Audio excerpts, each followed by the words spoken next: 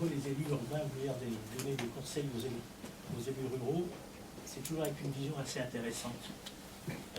Je rappellerai quelques chiffres comme ça, c'est que mon prédécesseur, il avait 1,6 milliard de budget et qu'on avait une dépense de bus de transport de 54 millions. Nous avons un budget, nous, de 500 et quelques millions et nous avons toujours la même dépense de 54 millions de Citroën.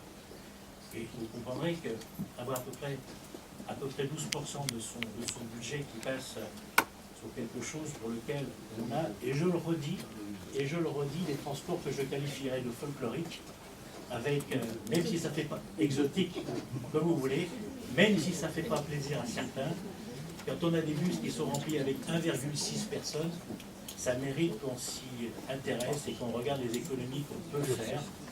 On n'a pas cherché à pénaliser quel que soit le territoire, on n'a pas cherché à pénaliser qui que ce soit. On a plutôt pris en compte, je dirais, les difficultés des uns et des autres. On a fait en sorte que chacun puisse s'exprimer, chacun puisse dire les choses. Et à chaque fois qu'on a pu, je dirais, apporter une retouche, une touche différente, on l'a fait. Et sur les deux axes, il est vrai qu'on a baissé, je dirais, le transport. On est passé de mémoire de 43 à 34, mais on a augmenté par exemple le dimanche où il y a une vraie demande, même si sur cette ligne, que je connais bien, elle traverse en partie ma circonscription, c'est une ligne qui est intéressante, mais n'en demeure pas moins que si on fait le ratio sur la journée, on n'est pas sur une ligne qui est très demandée, même si elle est utilisée.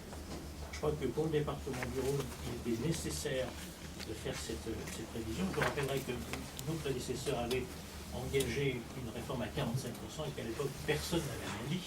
Personne n'avait rien dit. Et que, en l'occurrence, je rappellerai juste une petite chose. Il y a une commune dans le Rhône dans laquelle il y avait des bus, autrefois, ce qu'on appelait des bus rouges, des bus du TCF, qui venaient jusqu'à chez nous, qui avait un service extraordinaire, et que cette commune, un jour, par délibération, a décidé de quitter ce dispositif.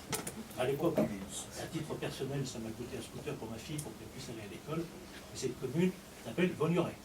Voilà.